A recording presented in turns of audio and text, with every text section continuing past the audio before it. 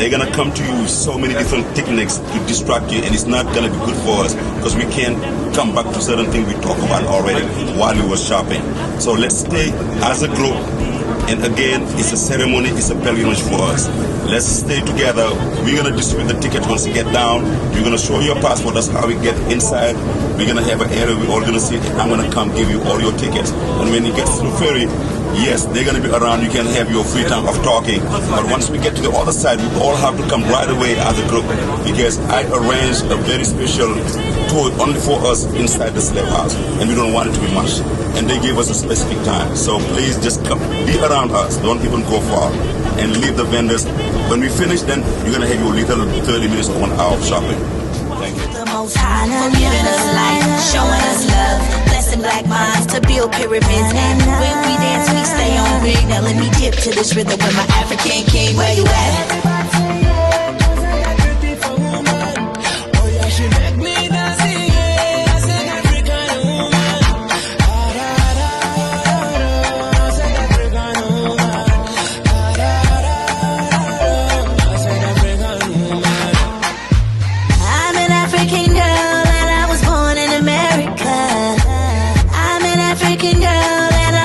To be part of you. So this is the day of actual really pilgrimage that we're talking about, visiting Senegal and the Gambia. That's the day we go to Goree Island. And it's a very important day in the history of any African Americans, because we know that many of these African Americans actually truly came from Africa through this door of no return of Goree Island. So that's why it's very important for this day to commemorate it, to go reconnect with the newfound friends and family on Goree Island, but at the same time to learn a lot about history. A little awkward at the time, knowing that we're going to a slave castle to think about where the ancestors dealt with all the atrocities that they had to deal with, but excited to want to be able to see that for myself and to have that experience. I'm so glad that I'm here and part of the tour. So to come to Goree Island to witness it again, but from a different culture, Ghana versus Senegal. It's going to be a very interesting experience. I remember it being a very moving.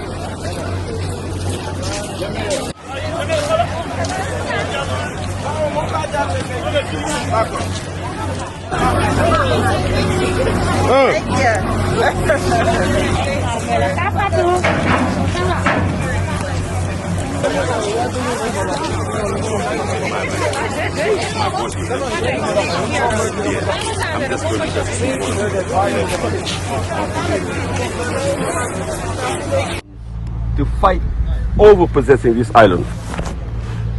The reasons are numerous. Goree offered sailors many an advantage.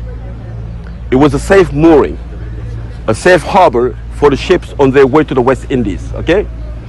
An island close to a continent that offered great opportunities for trade and facilities for the defense of the territory. Because of its convenient position off the coast and the ease with which it could be defended, Goree was a perfect base for the early Europeans and was hotly disputed. Goree was at the center of rivalries between the European nations for control of the slave trade. The first record of the slave trading dates back to 1536 and was conducted by the Portuguese. Remember, Portuguese were the first Europeans to ever arrive on this island in 1444. However, in 1588, the Dutch took over this island. You know, the island remained uninhabited until the arrival of the Portuguese, who named it Palma. That was the first name given by the Portuguese, which became the Palm Tree Island, because of the presence of palm trees. You know, it regularly changed hands, belonging at different times to the Dutch, the British, and the French. In 1588, 52 years later, the Dutch took over from the island. However, this island was to switch hands between the Portuguese and the Dutch several more times before finally falling into the hand of the British.